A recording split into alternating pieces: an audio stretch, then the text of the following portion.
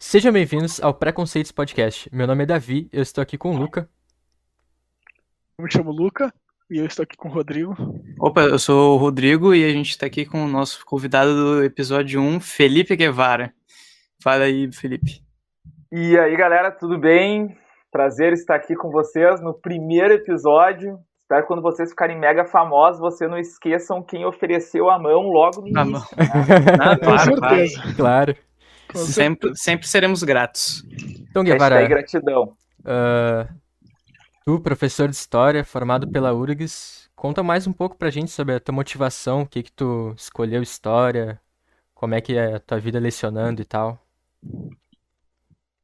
Cara, na realidade, assim, eu sempre pensei em fazer alguma coisa em profissão, né, que mudasse o mundo, né, aquela coisa bem clichê, aquela coisa bem romântica, né, mas para quem não sabe, meu sobrenome é Guevara mesmo, tá, real oficial. Claro, não tenho nenhum parentesco com o Che Guevara, porque provavelmente aí eu não estaria aqui, né, eu estaria, né, fazendo revoluções, né, pelo mundo. Mas então eu acho que eu sempre tive contato, assim, desde pequeno, com uma certa ideia de que a nossa vida tem que ter algum propósito, né? Algum Sim. propósito para mudar o mundo, ou deixar o mundo um lugar melhor. Então eu sempre pensei em alguma profissão assim que contribuísse nesse sentido.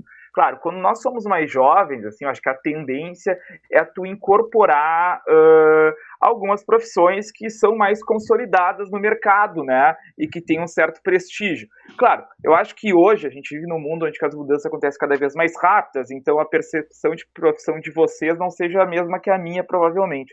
Mas então eu pensava em direito, medicina, qualquer coisa do tipo, Mais né? voltado até pra uma carreira que dê mais dinheiro, né? A gente pensa assim. É, acho que sim, acho que, As... claro, sempre foi uma preocupação que eu tive, né? Acho que muito, Até, muito hoje em dia as pessoas tendem a, às vezes, nem seguir o que elas realmente gostam, tipo, o que realmente amam.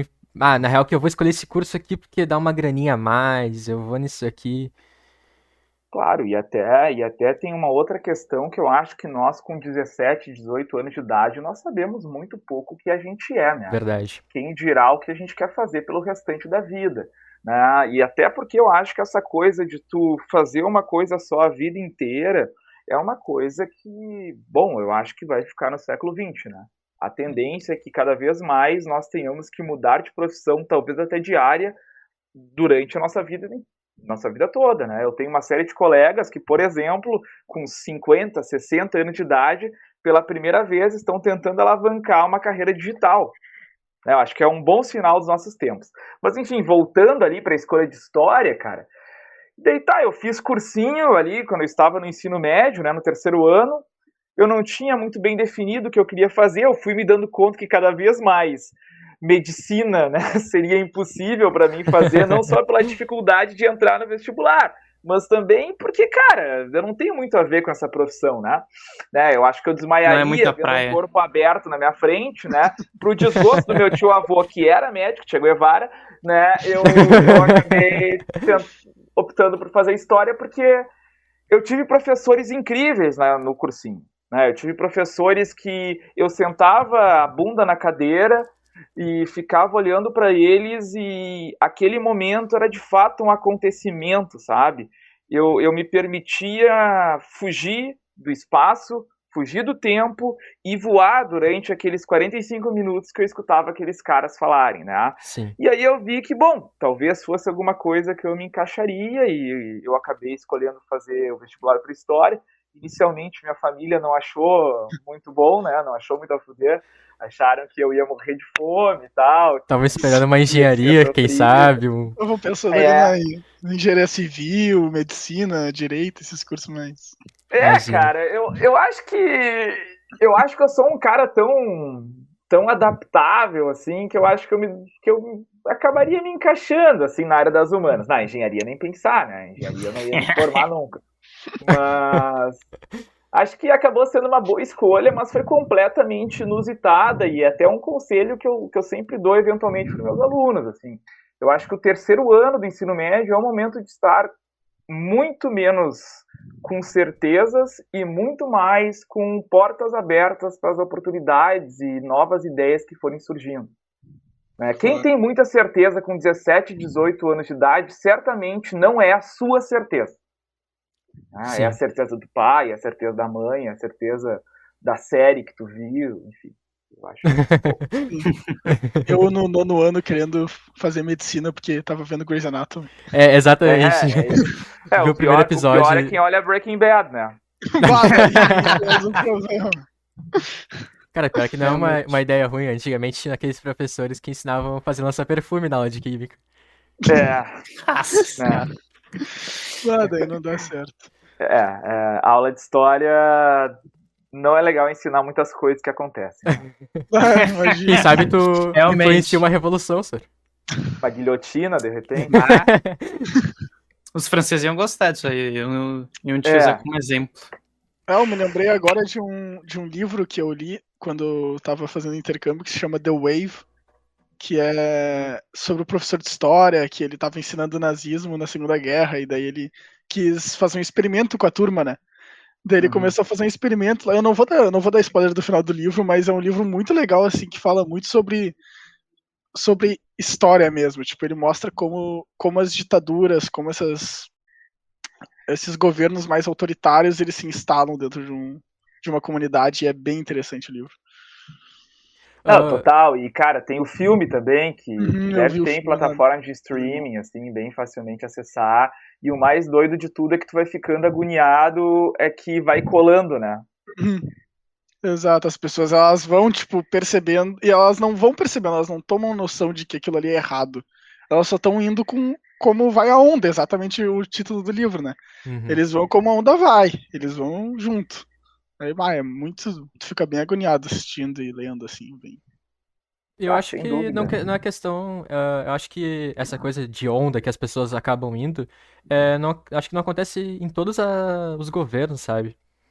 Por exemplo, não querendo assuntos polêmicos aqui, mas já colocando em 2018, quando o nosso querido presidente Bolsonaro foi eleito, eu acho que muita gente foi na onda de, tipo, não sabia o que ele estava realmente propondo, não leu as outras propostas dos outros candidatos e acabou indo na onda de votar no 17 e acabou, sabe? Eu acho que essa questão acaba sendo com todo mundo.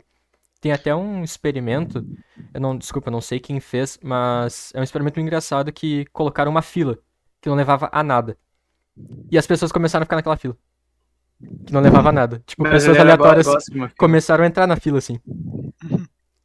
Eu acho que é do ser humano acabar seguindo a maioria com medo, talvez, de sofrer alguma, como eu posso dizer, uma exclusão, talvez, do seu meio social ou alguma coisa assim. Cara, eu acho que tem uma certa ingenuidade, assim, que na escola, a gente acaba aprendendo, assim, ó, a gente muitas vezes tem essa falsa perspectiva, é que as pessoas, elas votam ou escolhem os seus governos de acordo com uma análise de um escrutínio muito bem definido, né, do que é o plano de governo, de como o governo funciona, quem vão ser os ministros. Cara, na boa, assim, né? 80% da população votante no Brasil, ela tá preocupada com o salário na conta. Ela pega ônibus todo dia, ela tem que se preocupar em não ser demitida, ela tem vários filhos para sustentar em casa, né? Então, eu costumo dizer que a eleição no Brasil ela é definida 6 meses antes, né? Como tiver a economia 6 meses antes, é o que vai definir o rumo eleitoral. Eu até tava lendo um artigo numa revista que eu gosto muito, que é a revista Piauí, que ela fez um estudo assim que cada vez que ocorre um boom das commodities no Brasil, um presidente se reelege. Né? O que é um boom das commodities? É um aumento do número de exportação de setores agrícolas brasileiros que gera um certo equilíbrio no câmbio, um aumento do PIB e, portanto, uma certa injeção de dinheiro no mercado, uma rápida distribuição de renda, etc. Né? E eu acho que isso é um bom indicativo de como a banda toca, talvez não só no Brasil, mas no mundo. Gente, a probabilidade do Trump se reeleger nos Estados Unidos era enorme se não houvesse uma pandemia e botasse a lona, o circo abaixo, né? Então, eu acho que, feliz ou infelizmente, né, a ideologia pouco importa, para a grande maioria da população, assim, por questões muito compreensíveis, né? Vamos lá, claro, a gente está tendo um papo aqui com pessoas que estão estudando, né, que se preparam, que leem, em séries, em filmes, etc., debatem, biriri bororó. No entanto, a grande maioria da população, velho, passa 3 horas do dia andando de ônibus. Passa 8 horas do dia trabalhando num trabalho manual, chato, fudido, que tu não gosta, que tu é explorado, que tu ganha pouco, que tu tem raiva de quem tá ao teu redor e do teu chefe. Tu vai chegar em casa e vai ver a Globo News às 10 da noite? Não vai, Não, né, tu vai velho? dormir. Claro, Tu quer uma então... diversão, tu quer ter o mínimo de lazer que tu. O máximo de lazer que tu consegue ter, na verdade, né? Então eu acho que são sempre algumas tags, assim, usando uma palavra mais redes sociais, que elas colam em momentos eleitorais, né? Eu me lembro muito bem, assim, da campanha do Lula de 2010, de reeleição, né, que era não troque o certo pelo duvidoso, né, deixe o homem trabalhar. Claro, talvez o brasileiro, desde a redemocratização, nunca teve acesso a tanto poder de mercado, né? E lembro da tag do Bolsonaro que colou em 2018, que era muito um sentimento da época também, né? Sim. Vou mudar tudo que está aí, né? É arma para combater os problemas da segurança pública do Brasil. Então eu acho que, velho, é tudo uma questão muito de conjuntura e fundamentalmente de como tu utiliza, né, da tua propaganda, das tuas ideias, principalmente no mundo de redes sociais, assim, onde que cada vez mais poucas palavras, mas de grande efeito, elas fazem toda a diferença, né? Exatamente. Bom, agora que tu puxou esse assunto de redes sociais, eu vou te fazer uma pergunta e tal, que sempre quando. Acho que a maior diversão, assim, é entrar no Twitter e olhar os trending topics, que sempre tem alguma coisa interessante ou talvez alguma coisa meio diferente ali. E normalmente sempre tem, assim, cara, alguma tag voltada pra Bolsonaro. E normalmente não é uma coisa muito legal de se ver. E muito comumente, quando essas tags são pró ele, a gente vê umas palavras como comunismo, marxismo, Marx e socialismo. E eu sempre vejo que essas palavras são utilizadas de maneira sem contexto, sem embasamento, são simplesmente jogadas ali no meio do texto para dar, sei lá, um efeito anti-esquerda. E eu queria que tu falasse pra gente o que que tu acha dessa. Na verdade, o que que tu acha não?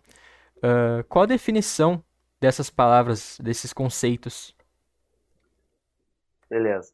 Eu, antes de mais nada, assim, eu acho interessante entender um pouco porque esse binarismo cola tanto nos dias de hoje, né? Eu acho que tem um fenômeno que os algoritmos e as redes sociais proporcionaram, talvez para pessoas, né, que não têm uma profundidade intelectual maior, ou que, sei lá, né, não tem uma erudição, assim, não tem, né, um conhecimento sobre conceitos das humanas, né, mais aprofundado, que é uma potência, assim, né, tipo, através de poucas palavras, alguém te convence que a partir daquilo tu consegue compreender o mundo. E, meu, tu nunca entendeu porra nenhuma do que acontecia no mundo até aquele momento. Então chega um cara que te fala, olha só, o certo sou eu e tudo que tá daquele lado é errado. Por isso, isso e eras. Os problemas do mundo são extremamente complexos. E a humanidade, querendo ou não, ainda funciona com um sistema binário de pensamento. Ordem igual a bom, caos igual a ruim.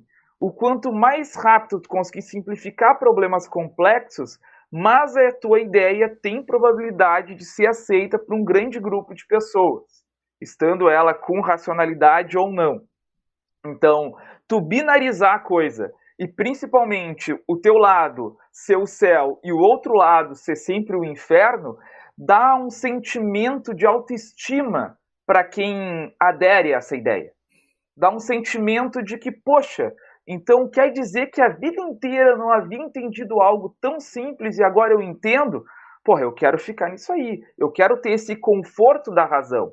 Eu quero ter essa segurança de estar sempre correto. Né? Então eu acho que esse é o primeiro ponto. O segundo ponto seria a gente avançar um pouco, então, conceitualmente, né?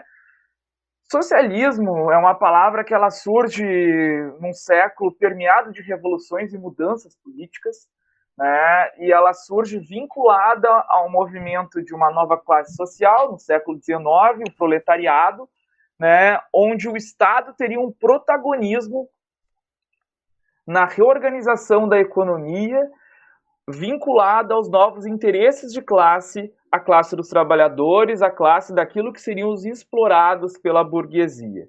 O socialismo, ele é historicamente vinculado a movimentos de esquerda. No entanto, é importante lembrar que a palavra socialismo, ela significa, na sua essência, um Estado que age na economia a fim de reorganizar os objetivos dessa área da sociedade. Então, é sempre importante lembrar, né? Muita gente fala, mas o Partido Nazista tinha socialismo no nome, né? Por isso que o nazismo é de esquerda.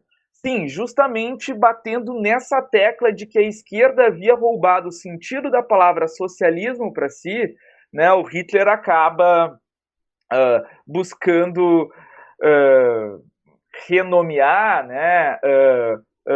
Dar um novo sentido para uma palavra que ele considerava de grande apreço social. Então, socialismo seria um governo onde o Estado tem um protagonismo dentro da economia, dentro de uma série de setores, e esse Estado corresponderia à vontade da maioria.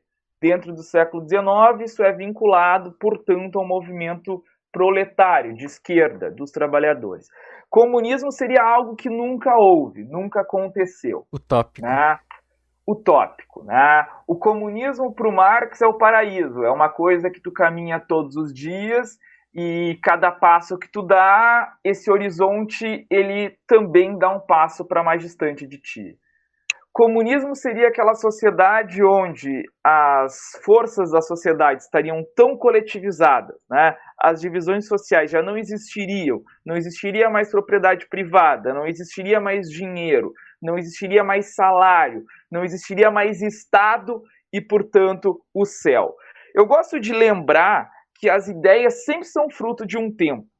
O século XIX é o século das utopias, tanto a direita quanto a esquerda. Né? O comunismo é mais uma das suas várias utopias. O comunismo, portanto, ele nunca existiu, mas sempre foi um objetivo. Agora, né, o socialismo e o comunismo vinculado a agentes políticos no Brasil é sempre, por certo, muito duvidoso, né? Porque na nossa história da redemocratização para cá, né, onde partidos de esquerda puderam livremente agir, e inclusive acessar a presidência da República, que é o caso do PT, é sempre importante lembrar que nunca banqueiro ganhou tanto dinheiro na história do Brasil como no governo PT, né? O vice-presidente do Lula era um dos maiores empresários do Brasil, né?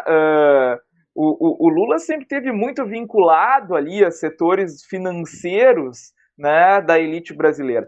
Então, socialismo e comunismo no Brasil, para mim, nada passa assim de um jogo político, de tu fazer binarismos e Pra jogar ódio em cima. Né? Tu jogar pra torcida, né?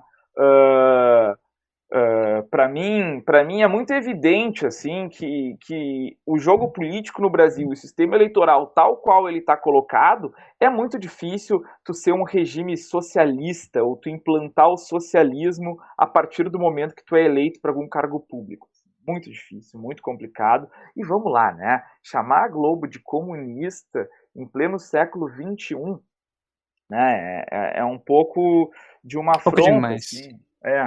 É sacanagem, isso é sacanagem.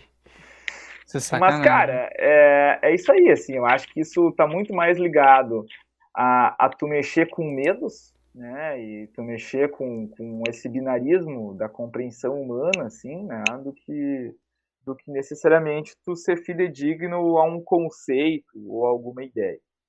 Tá? Sim, e tu falando ali do governo PT, eu acho até meio bizarro de que implantaram uma ideia na cabeça das pessoas, talvez ela tenha se esquecido do que foi o governo PT, e que as pessoas hoje em dia pensam que o governo de esquerda aqui no Brasil destruiu tudo, e parecia que acho que lá era uma terra de puro caos e sofrimento e não tinha nada de bom, sabe? Sempre usando também o fantasma do comunismo, que isso vem muito antes, né? Sempre veio desde a ditadura, sempre. Ah, mas isso é de esquerda, isso é comunista. O comunismo vai ser implantado e a gente vai ter o nosso país arruinado. Não deixem que o comunismo chegue no poder. Não, claro, eu acho que o José Saramago fala muito disso. Né? Para existir Deus, tem que existir o diabo. E o espantalho preferido da opinião pública desde o século XIX é o comunismo e o socialismo. Né? Em nome da defesa de Deus, tu faz de tudo para combater o diabo. Então, eu acho que tem uma outra questão, assim, que é importante a gente olhar com certa racionalidade o que foi o governo PT, né? É certo que, bem provavelmente, nunca na história do Brasil houve tanto uma tentativa muito tímida de fazer uma reversão de concentração de renda. Mas foi tão tímida que é importante lembrar que nenhuma política do governo PT se tornou uma política de Estado. Foram todas políticas de governo, né? Então, o Bolsa Família, por exemplo, né, que, diga-se de passagem, algo que foi tão criticado, né, por movimentos mais à direita da sociedade, de extrema direita inclusive, né, o Bolsonaro, ao chegar ao poder, ele não retirou o Bolsa Família, pelo contrário, ele está pensando em agora, inclusive, mudar o nome do Bolsa Família, né? O Bolsa Família, que foi algo tão criticado do governo PT como um exemplo de política socialista ou comunista, é importante lembrar que o Bolsa Família não chega a R$ 400 por mês. O Bolsa Família não era tirar dinheiro de quem tem um apartamento no Menino Deus, um bairro de Porto Alegre, e dar para quem tem um casebre na Vila Nazaré, uma zona da periferia porto-alegrense. Né? Não, o Bolsa Família ele tinha um intuito muito lógico de tu dar condições para quem trabalhava num regime análogo à escravidão sair dessa situação com a ajuda do Estado e aí sim buscar um outro emprego com uma CLT, né, com algo mais digno, com algo que respeite a dignidade humana. O Bolsa Família ele é tão tímido, ele é tão pouco, que quem ganha o Bolsa Família não consegue ficar sem trabalhar, porque ele é um complemento à renda. Né? Ele não é uma reversão direta de renda, onde que tu possa ficar sem trabalhar e seja sustentado pelo Estado. Ninguém se sustenta com 350 pila por mês. Além de que não é tão simples assim tu entrar no Bolsa Família, né? Por exemplo, tem várias triagens, vários processos que tu precisa participar. Por exemplo, se tem filho, eles têm que estar na escola, não pode simplesmente botar ele para trabalhar. Então, além disso, ele ajuda a família brasileira a tomar um rumo, né? Em questão de evolução mesmo, assim, familiar. Exatamente, até na escolaridade, né? Exato. Luca, eu não tenho nenhuma dúvida que o Bolsa Família atende muito menos pessoas do que deveria, justamente por essas dificuldades burocráticas. Isso é evidente. Bom, vai, Rodrigo, eu acho que dá pra... Como a gente tava falando aí do fantasma, do comunismo, sempre tendo essa ideia de que, nossa... E só rapidinho, Rodrigo, eu nunca tive medo de fantasma, eu sempre tive medo, na real, de lobisomem, né, sempre tive.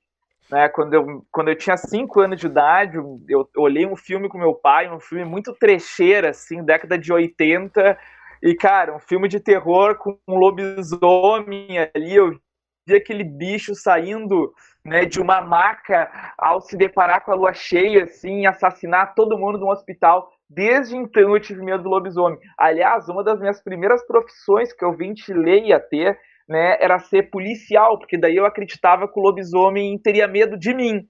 Aí, né?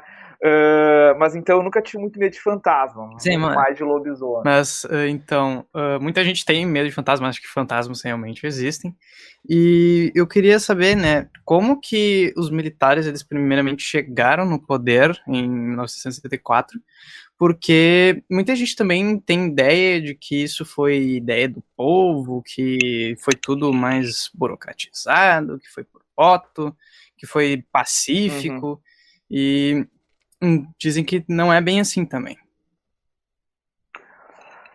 Bom, em primeiro lugar, assim, eu acho que falar de ditadura no Brasil ainda é algo que tem muitas disputas de narrativa. Sim. Justamente porque não houve uma política pública no Brasil tal qual houve em nossos países vizinhos, né, como Argentina, Uruguai e Chile, né, ou como outros locais do mundo onde houveram regimes de exceção, onde direitos humanos foram sistematicamente violados, caracterizando aquilo que nós chamamos como um terrorismo de Estado, ou seja, um Estado que provoca o terror na sociedade através do abuso de forças militares e de coerção física, né? E, portanto, há ainda uma pluralidade, né, de narrativas que se consolidam dentro das visões que a sociedade brasileira tem do regime. Eu acho que uma primeira diferenciação que a gente tem que fazer sobre a ditadura civil-militar do Brasil é uma diferenciação no âmbito da teoria da história, que uma coisa é a memória e uma coisa é história. Sim. Eu, por exemplo, poderia pegar 5 pessoas que viveram durante o regime militar no Brasil ou que vivenciaram o golpe de Estado de 64 no Brasil e, bem provavelmente, elas teriam 5 visões diferentes.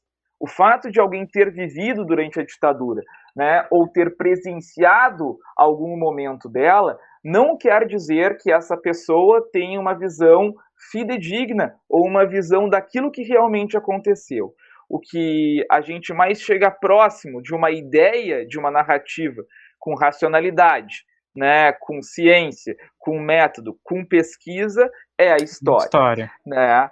Mas o golpe de 64, eu acho que a primeira coisa que a gente tem que falar, né, ao se referir a esse momento da história do Brasil é que nunca há um governo que chega ao poder sem o apoio de grandes setores da sociedade brasileira. Ou, sim, por outro lado, grande parte da sociedade brasileira lavar as mãos para o que está acontecendo por uma série de motivos. Aquilo que a Hannah Arendt chamaria, por exemplo, de banalização do mal. Não comparando, né, 64 no Brasil com o fenômeno do nazismo, mas sim mostrando que, né, aquele que não age ou aquele que só observa aquilo que está acontecendo sem ter uma intervenção, ele está tornando banal a sua possibilidade de ação, portanto, ele se deixa levar, né? Ele permite que as coisas ocorram. Ele acaba se conformando, né? Ele acaba se conformando, né? É claro, né? A gente tem que lembrar que o Brasil ainda era um país muito mais desigual do que é hoje, que provavelmente, muito embora talvez nem todos concordassem com aquele golpe de Estado, provavelmente uma possibilidade de ação fica muito restrita, né, por uma série de coerções, tanto do teu trabalho, quanto do Estado, quanto do teu governo, quanto das Sim. forças policiais da sociedade. Mas o que a gente pode falar sobre 64 é que, antes de mais nada, o Exército Brasileiro ele tem que ser compreendido não como uma instituição que tem como razão de ser a defesa do seu território nacional.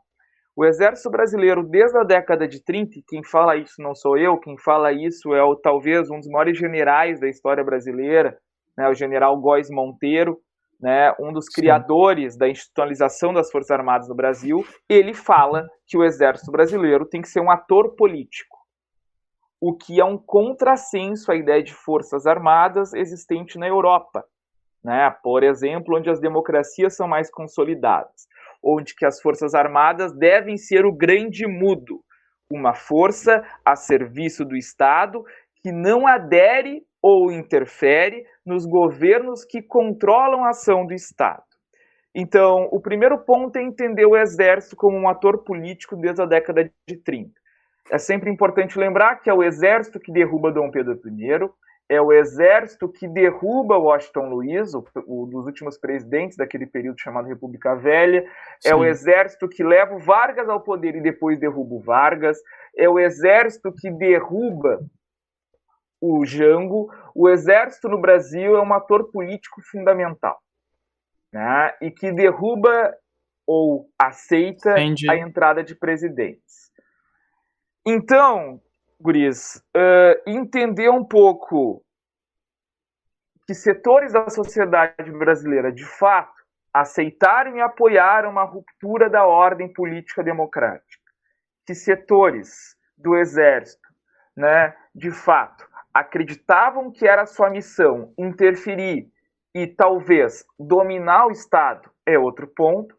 E o terceiro ponto é compreender um certo autoritarismo da política brasileira, que quando as coisas, né, ocorrem dentro do jogo democrático, mas que, né, vão em oposição àquilo que certos setores poderosos da sociedade acreditam que é o adequado, há golpes.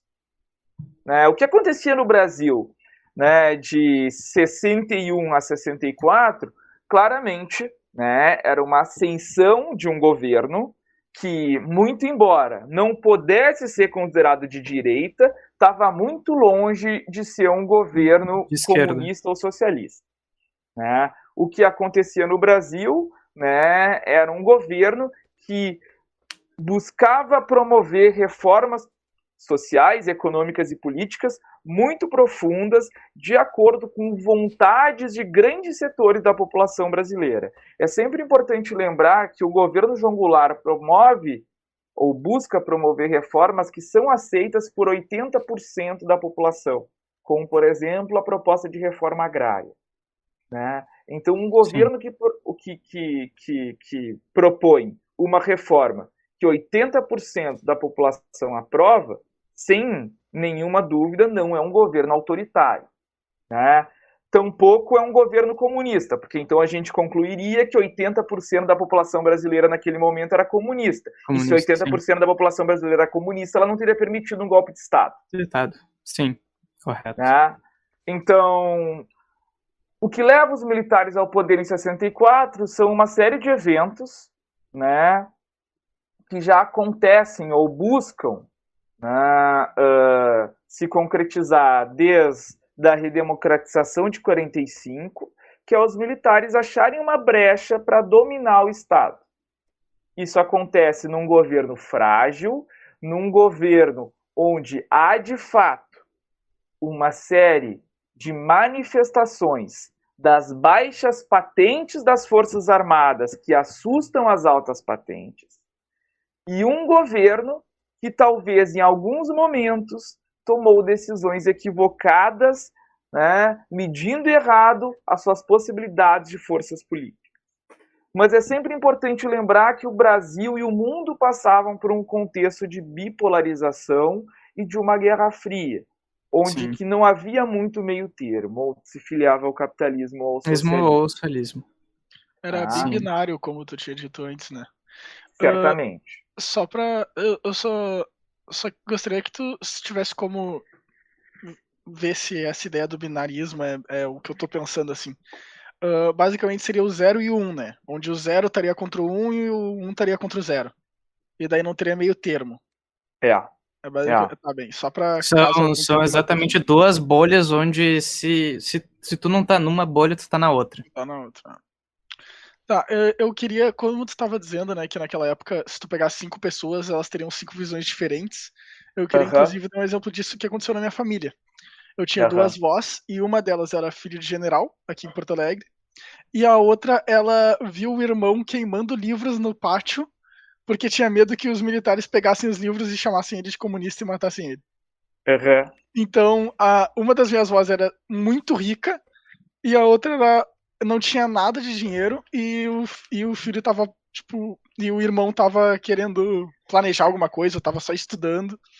Então era muito engraçado, porque eu falava com as duas, né, eu conversando com as duas, eu conseguia ver 2 visões totalmente diferentes do mesmo período histórico. E era muito legal, assim, essa visão. Não, e só para concluir também, assim, né, essa parte do golpe em si. Quando os militares eles derrubam o Jango em 64, nenhum militar do Brasil acreditava que a ditadura ia durar 21 anos.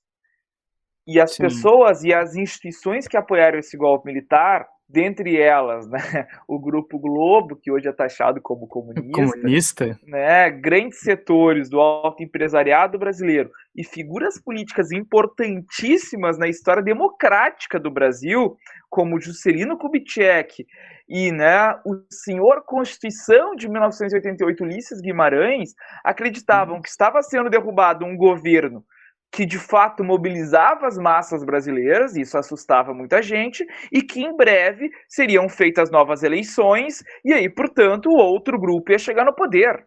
As pessoas que apoiaram o golpe de 64, e eu digo as pessoas com grande poder de decisão no Brasil, nenhuma delas acreditava que o Brasil ia entrar numa ditadura que ia durar 21 anos de um governo de exceção. Sim. Né? Então, o que acontece depois de 64 é muito diferente dos planos do que ocorreu em 64. O que se esperava era que, né, as propostas políticas do governo Jango, amparadas numa vontade popular, não fossem para frente.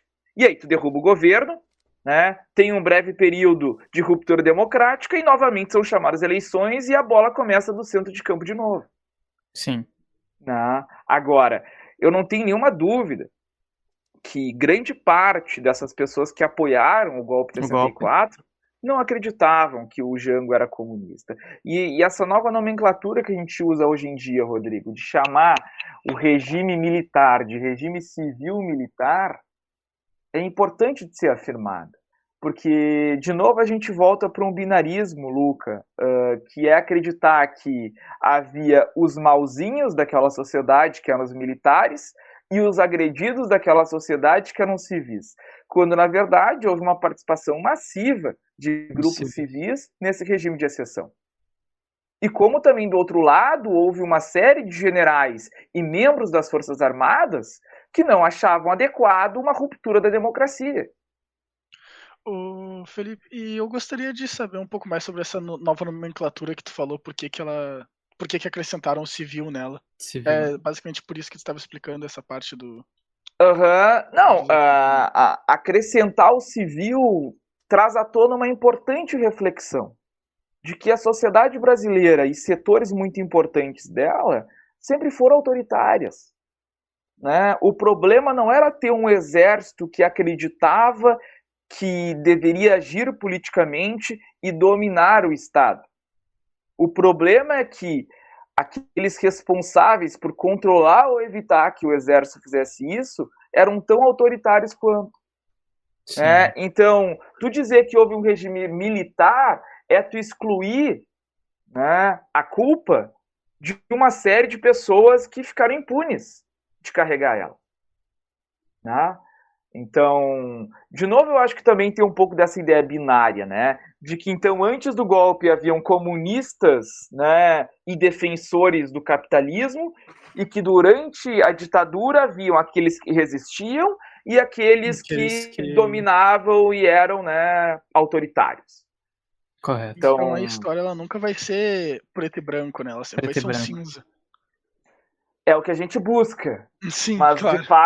de fato, por exemplo, né, quando a gente fala de muitas coisas na aula de história ou em alguns momentos mais breves, eu acho que é uma tendência, de novo a gente volta para isso, né, da compreensão humana se pautar em binarismo, né, da compreensão humana de certos acontecimentos, ela ser entendida com o maniqueísmo, né, de que haviam forças do mal e forças do bem, e elas se chocaram, e naquele momento o mal ganhou e o bem perdeu.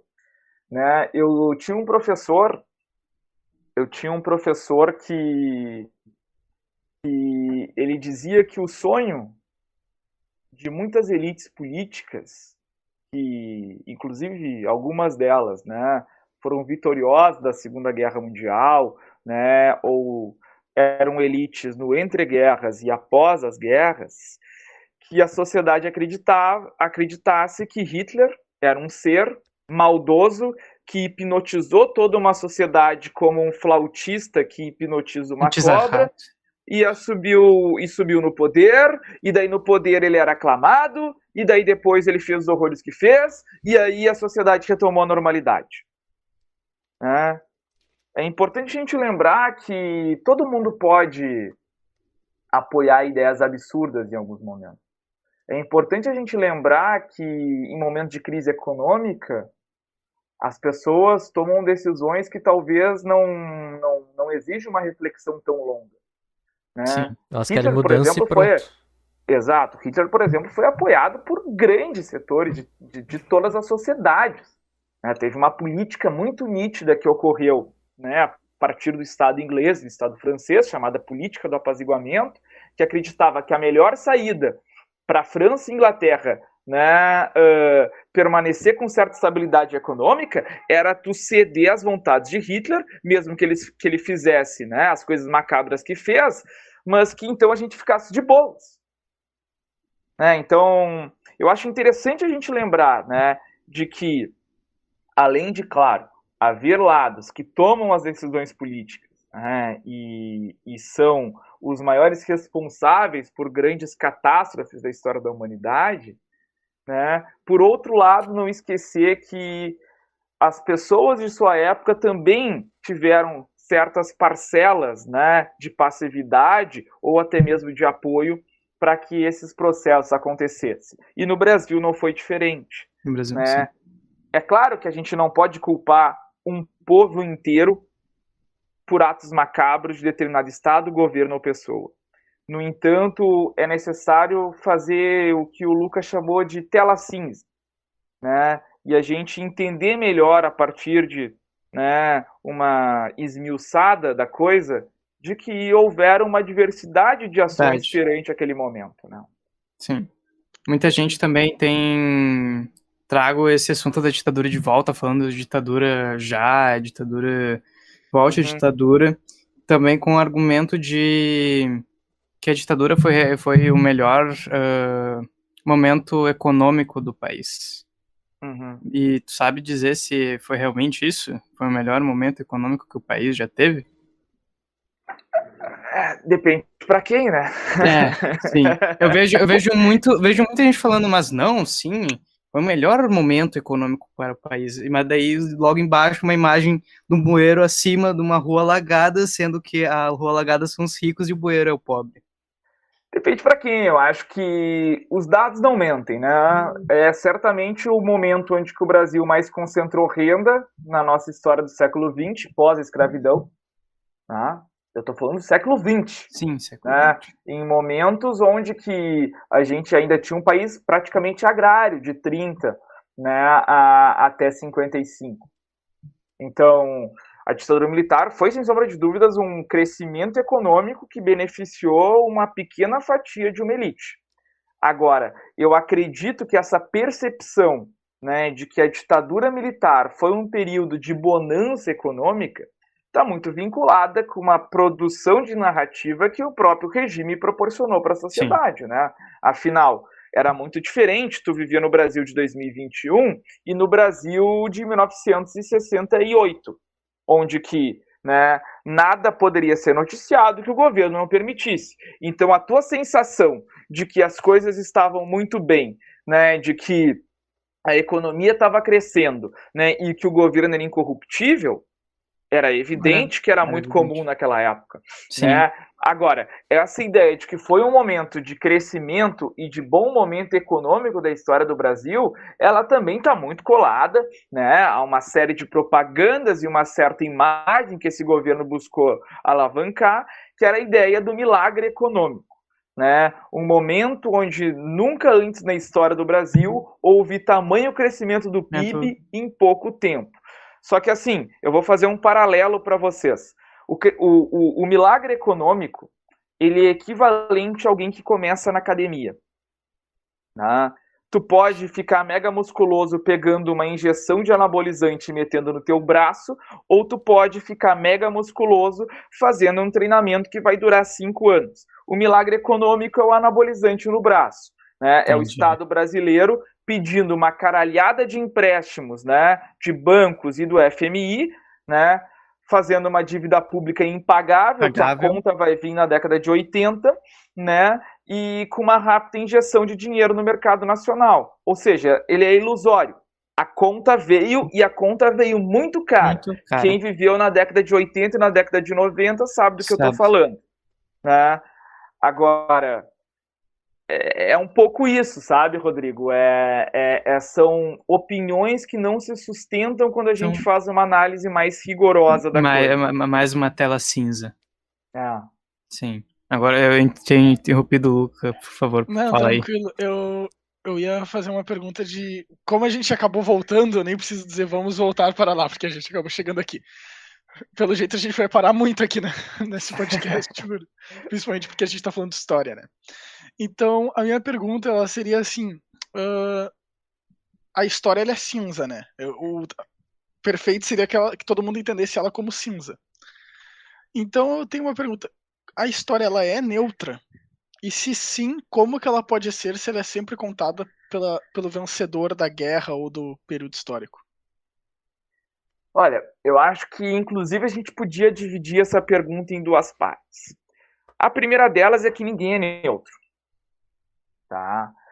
Aquele que fala em neutralidade ou aquele que espera uma neutralidade, ele certamente não entende como ele mesmo forma opiniões ou toma opiniões ou percebe opiniões.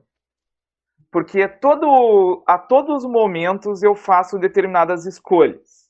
É claro, uma coisa é eu chegar aqui e dizer que a Coreia do Norte é um regime legal, tá? Né? Sim. Agora, outra coisa, né, é eu chegar aqui e dizer que a ditadura militar ela foi um evento, né, e que gerou um crescimento da desigualdade social do Brasil. Então, a neutralidade, né, ou a busca dela, ela é muito diferente de eu emitir, né, um discurso que tu não acha adequado. Uma coisa é eu mentir, né, eu pegar os dados, pegar os fatos e acreditar e falar que a Coreia do Norte é um regime bacana.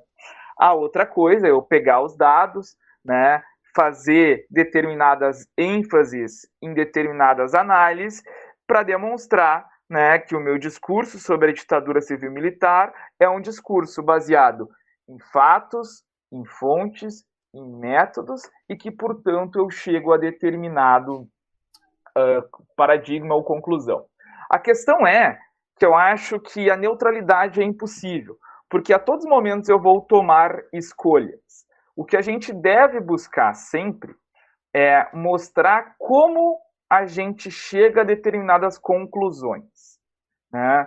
Por mais que, por exemplo, numa aula sobre revolução industrial que eu dou nos terceiros anos dos locais onde eu trabalho ou no cursinho, eu busque mostrar a versão do liberalismo da revolução industrial ou, né, do socialismo da revolução industrial, é óbvio que eu vou ter um fio da meada do início ao fim que vai ficar evidente a tomada de algumas escolhas que eu faço durante o caminho, né?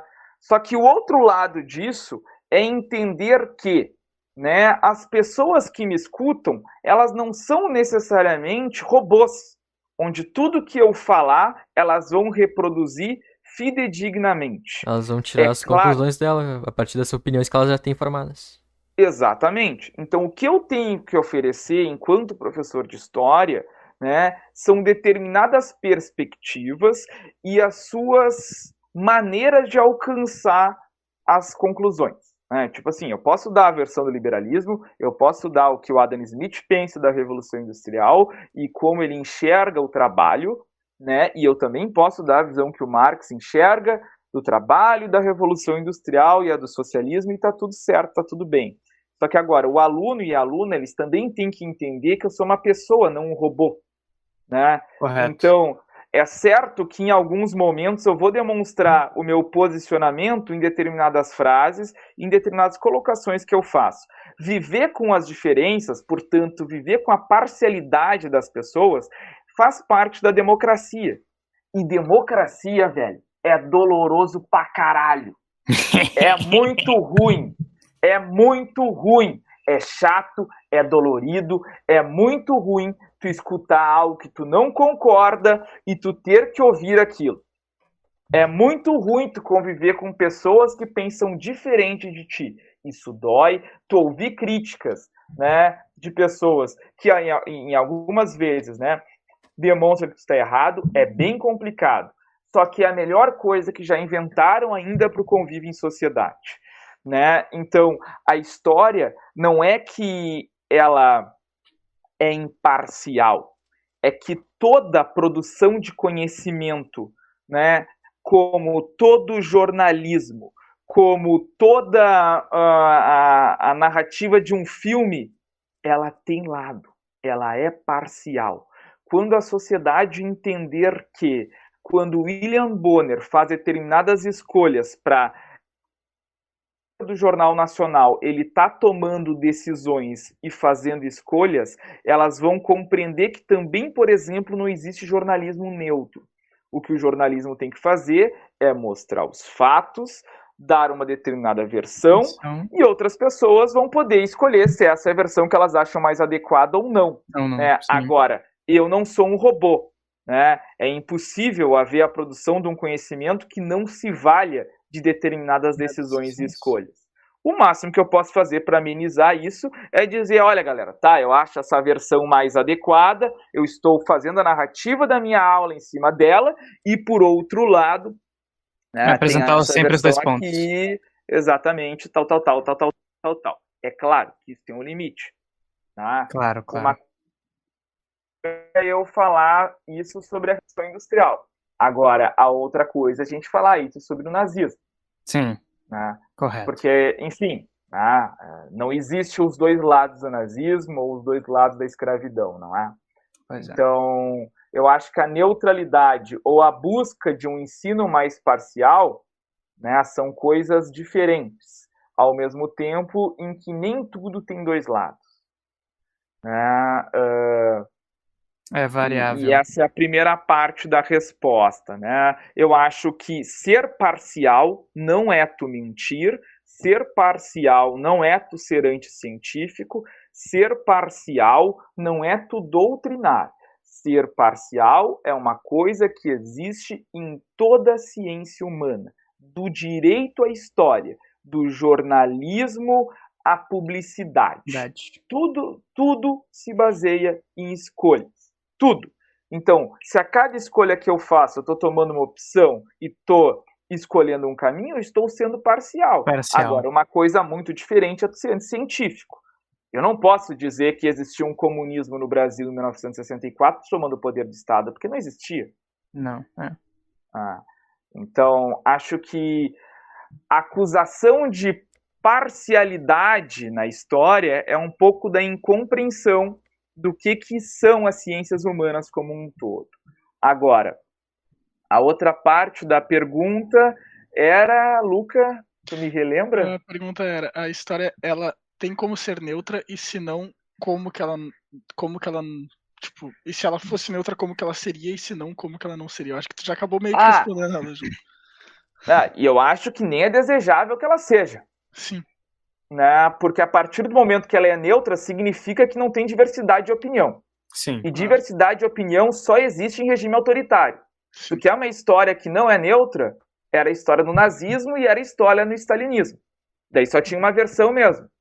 Sim, que o nazismo era a melhor e onde o stalinismo seria pior, e no stalinismo que vice-versa. Então, cara, e a segunda parte tu me perguntou sobre a história dos vencedores. Tá? Olha, eu acho... Eu vou responder essa pergunta com dois viés. O primeiro deles que eu faço é um exercício de reflexão com vocês. Algum de vocês aqui já olhou o filme Indústria Americana? Ganhou o Oscar do ano passado de documentário. Não. Eu só ouvi falar. A gente... Vou fazer um jabá aqui, né, de uma plataforma de streaming que não me patrocina, né, no entanto, né, a gente cobra patrocínio. Guris, não se mexem, né, que é a Netflix. Netflix paga nós. Tem no Netflix, tá, Indústria Americana. Indústria Americana é um documentário que mostra como uma indústria chinesa, multinacional, comprou uma indústria falida nos Estados Unidos, no estado de Ohio, né, e, portanto, acompanha a instalação da empresa, a relação dos funcionários americanos com os funcionários chineses, como o dono da empresa observa todo o processo, todos os desafios desse encontro de culturas, né? E é um filme interessantíssimo, assim, para te imaginar essa relação entre Estados Unidos e China, como o Ocidente e China enxergam o trabalho. Genial, genial. Não à toa ganhou o Oscar de melhor documentário e estava concorrendo com carga pesada, viu? Né? Mas por que eu estou falando sobre a China e sobre um documentário chamado Indústria Americana? Será que daqui a 30 anos, 50, 100 anos, a gente vai aprender no ensino médio uma proporção tão desigual de história da China em relação à história dos Estados Unidos? E se não será assim, por quê?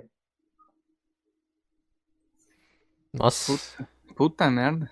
Era bem aí que eu tava me Essa referindo pegou. quando eu fiz essa pergunta. Era bem aí que eu queria chegar, tipo, por exemplo, por que que a gente estuda quando é uma experiência própria minha, quando eu fui nos Estados Unidos, bem, rei do capitalismo, né? Não tem nem o que dizer.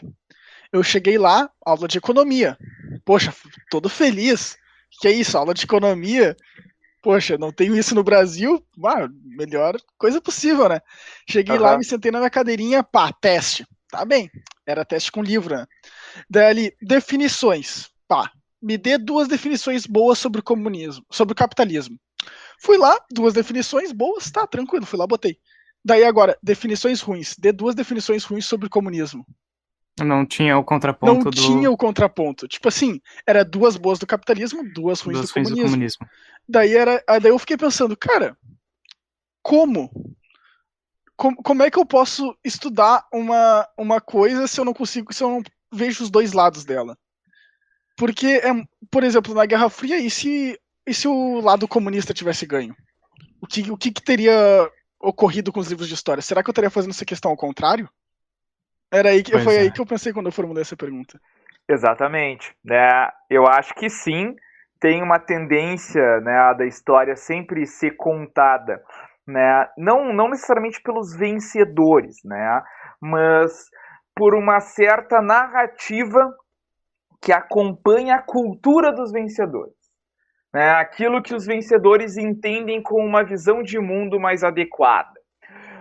E por outro lado, eu acho que há todo um movimento, né, por parte de historiadores e profissionais da área da pesquisa e do trabalho, do ensino de história, de fazer uma escovação disso a contrapelo, né? No entanto, é importante lembrar que a história e a maneira como a gente vê o passado, o presente e o futuro, ela não se encontra somente dentro de uma sala de aula, e ainda bem. Só que o problema disso é que, de fato, então, portanto, a gente tem, né, uma pulverização de uma série de narrativas sobre a história. Né, tu pode chegar na minha aula ali, quando a gente estiver falando sobre Guerra Fria, e eu vou te dizer que talvez, né, as guerras que o capitalismo promoveu no século XX mataram muito mais pessoas que qualquer regime de exceção soviético. Né? Mas, por outro lado, tu vai sair dessas aulas, vai entrar na Netflix, né, e vai ver um filme apologético, né, da triunfante participação dos aliados na Segunda Guerra Mundial, e tu vai ver a guerra como uma coisa boa, não vai notar as desgraças e o número de mortes que ela gerou, e por outro lado, né, ainda vai ter um tom de crítica aos regimes totalitários da época. E aqui eu não estou dizendo que o stalinismo é bom, porque não é. Sim, correto. Mas o que eu quero dizer, então, é que, tipo, sim, eu acho que tem esse lado da história ser contada pelos vencedores, mas também eu acho que a história não é só contada em um lugar. Eu acho que tem lugares onde que ela cola mais, onde que a gente acessa ela mais, onde que a coisa fica mais presente na nossa cabeça. Mas ainda assim existem espaços, né, onde, por exemplo, a sala de aula, os professores eles buscam mostrar não só o lado dos vencedores, mas também o dos vencidos. Mas vamos lá, que a concorrência é desleal. Eu vou citar uma questão do Enem, que pra mim é a questão mais a fuder que o Enem já fez. Manda. É uma questão, se eu não me engano, ela é do Enem de 2016 ou de 2015, eu não vou saber exatamente. É uma questão que tem um texto de um filósofo chamado Slavoj Zizek, que é um comunista, ele é declaradamente comunista, Sim. e é um texto, só que não tem nada a ver com esquerda e direita. É um texto que fala mais ou menos o seguinte, né? Sob o choque de civilizações, né, eu sempre gosto de propor essa reflexão. Imaginem, né, a reação dos americanos ao se deparar, né, com um vídeo toscamente gravado e propagado pelo Talibã, tá, com uma menininha de 5 anos de idade dizendo que achava legal e aceitaria a morte do pai se ele fosse para uma guerra para combater os Estados Unidos, né, e salvar a liberdade. Ou melhor, defender o seu país. Né? E daí ele fala o seguinte, né? Bom, nem preciso dizer, né, a opinião da população norte-americana ao se deparar com tal fato. Sim. E por que ele faz essa provocação? Porque nos Estados Unidos, em 2000 né, lá vai pedrinha, início da guerra do Afeganistão, o presidente Bush vinculou um vídeo onde que tinha uma criancinha de 5 anos de idade, né, dizendo que achava muito a fuder, que achava legal que o pai dela estivesse indo pra guerra, né, e fosse morrer pela sua pátria. E daí, tipo, o que essa questão tava fazendo tu refletir?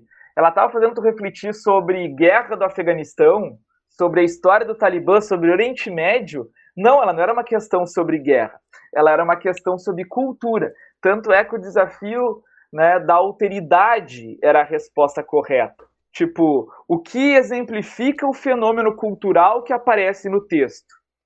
Né? E a resposta correta era o desafio da alteridade, ou seja, eu me colocar no lugar do outro. Né?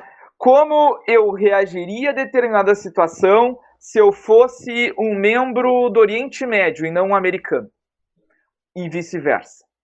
Né? Então, eu acho que não só essa questão dos vencedores é importante de lembrar, mas também que é muito difícil a gente aceitar determinadas visões e concepções que estão muito distantes da nossa cultura e da nossa dimensão de viver e experimentar a vida.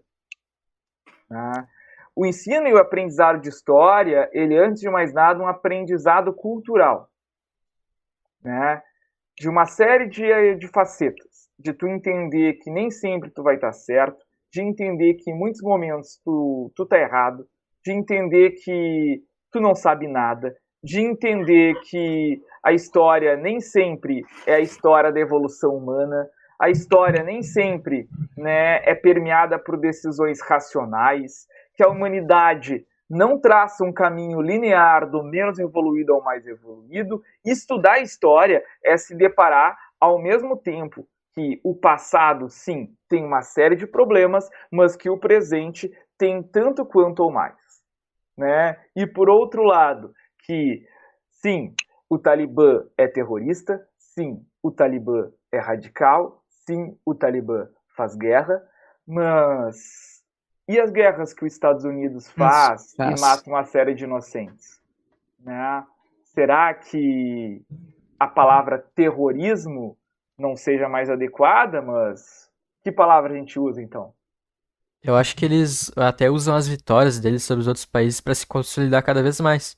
É muito comum, acho que em qualquer filme de ação, aqueles bem de assistir às 8 da noite, quase dormindo, tipo Fogo Impossível e tal, a gente vê como normalmente os Estados Unidos como uma pessoa boazinha, muito poderosa, e as outras pessoas e as outras nações que foram contra eles, de regimes, como tu disse, autoritários ou enfim, pessoas do submundo e que estão tentando ameaçar uma certa, talvez, pátria que fosse a correta. E os Estados Unidos, principalmente filmes hollywoodianos, assim, tentam consolidar esse pensamento, assim. Então, eles acham que eles pegam as vitórias deles e cada vez mais consolidam os Estados Unidos como a pátria suprema e que eles são corretos e o resto é errado. Inclusive nos jogos, né? Eu vejo muito, tipo, nos Call of Duty. Toda a Aham. premissa de Call of Duty, Battlefield, a maioria desses jogos de guerra é tu na visão do estadunidense indo derrotar um cara que tá tentando explodir a lua. E é sempre alguma coisa tipo Estados Unidos, e daí é um vilão com cara de russo que tá tentando destruir o planeta. Ou Ou alguma coisa. chinês, Ou diga-se de chinês. passagem. É chinês, russo, ou sei eu, Ou ou um árabe, cara. né? Ou árabe, exato. Árabe. Árabe é bem sempre comum isso. também. Árabe é bem comum. Então é sempre isso, é sempre E o também tem os estadunidense, mexicanos, né? os Os mexicanos. mexicanos. Mas esse daí é mais E- questão ali de tráfico e É, tal. Em filme, eu vejo muito também em filme de Velho Oeste que fazem que, tipo, é sempre os americanos que estão explorando o Oeste como os heróis, os bambambam, os gatilhos mais rápidos do Oeste, enquanto os índios que estão ali sendo baleados e forçados a tudo, então sempre são os vilões. E eu acho que, de novo, a gente tem que retornar para nossa tela cinza, né? Que é o seguinte, é muito cômodo a gente sempre acreditar que a nossa cultura, o meio que a gente está inserido, a visão que a gente tem de mundo é o mais adequado. E, efetivamente, toda cultura tende a acreditar que é a mais adequada e a mais correta de funcionar no planeta. Isso acontece desde uma tribo Chavante, no interior do Amazonas, que acreditava que só apenas ela era humana e o restante das pessoas que ela enxergava eventualmente eram animais de outra ordem, né? Até mesmo os Estados Unidos, no limiar do século XXI, acreditando que essa cultura é a mais adequada e superior a todas as outras. Né? Isso faz parte de uma segurança do cérebro humano e que seria muito doloroso ou muito confuso diariamente tu relativizar e perceber como um hábito cultural tudo o que tu faz. Tá? Mas, por outro lado, né, a gente também corre o risco, muitas vezes, né, eu vejo muito isso, né, nas aulas de história, assim, né? Os alunos, e cuidado, tá? Bons ouvidos porque eu vou dizer. Os alunos dizendo assim, Sor, né? Mas por que quando os europeus chegaram aqui no Brasil ou chegaram, né, na América Central, né, não houve uma união de tribos indígenas, né, ou uma união de confederações de povos originários, ou as civilizações pré-colombianas se unindo para combater o inimigo comum? Olha, porque a gente não pode idealizar uma cultura, né, ou enxergar determinado passado de acordo com aquilo que a gente quisesse que ele fosse. Efetivamente havia uma série de rivalidades e problemas, né, dentro das histórias indígenas brasileiras. As sociedades indígenas, elas não eram perfeitas, quando mais se enxergavam enquanto iguais. Viviam em guerras, a vida de um índio não necessariamente era boa, né, e era algo que a gente tinha que idealizar, né? O que não quer dizer que, por outro lado, a gente não possa dizer que o que os europeus fizeram, o que os americanos fazem, também não é errado. Né? Então, é sempre, eu acho, que buscar um equilíbrio assim entre essas duas concepções, né? Claro, dizendo onde que cada uma peca, onde os vencedores deveriam ser lembrados como vencidos, mas também sem esquecer que em alguns aspectos os perdedores, né, são também vencedores de acordo com determinada visão que a gente tem deles, mas também tem seus defeitos e os seus problemas. Sim. Né? Lembra muito assim a cultura do cancelamento, né? Que ou algo é muito a fuder, é muito foda, ou é algo que é uma merda e não funciona e deve ser esquecido e cancelado. Sem esquecer que, em última instância, nós estamos falando de humanidade, né? E humanidade tem seu lado bom e seu lado ruim. Sociedades têm seus pontos positivos e negativos. Né? Os povos vencidos também bons ouvidos, tá? Eu não tô dizendo que eles tinham que ser vencidos, Não, com mas eles certeza. também tinham problemas. Com certeza, com certeza. Ninguém é perfeito, todo mundo, toda gestão vai ter os seus pecados e seus acertos. Claro, aí já diria o grupo Revelação, né? Todo mundo erra, todo mundo vai errar. Eu não sei, meu Deus, porque sozinho eu vivo a penar, né? Na famosa música Velocidade da Luz. Muito foda, Muito bom. muito bom. Bom, acho que a gente já tá com um tempo bom de episódio, gente. De episódio. Queria agradecer muito a presença aqui do Felipe, que foi um papo mesmo. muito bom.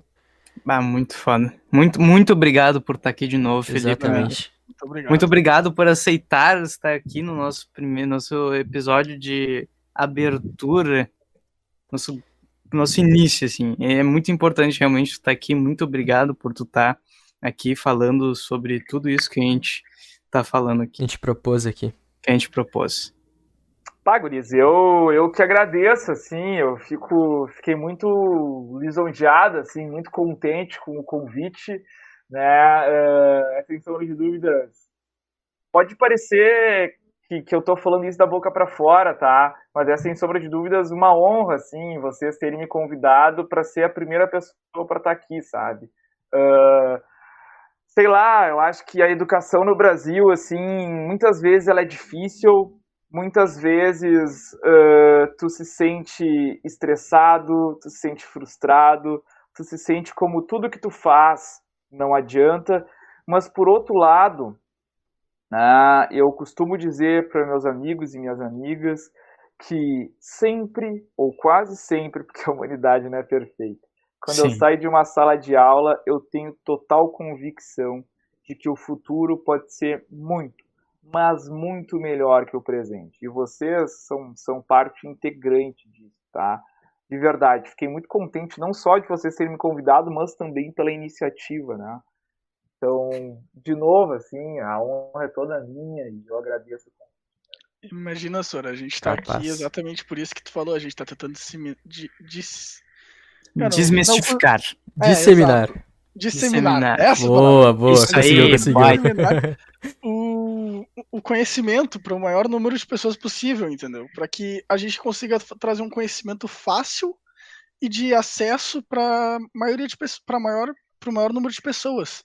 Inclusive, aqui eu já vou estar dando uma deixa, que a gente está criando uma comunidade no Discord para que vocês venham, as pessoas que estão nos assistindo, venham para discutir e trazer dúvidas e perguntas para os nossos próximos episódios.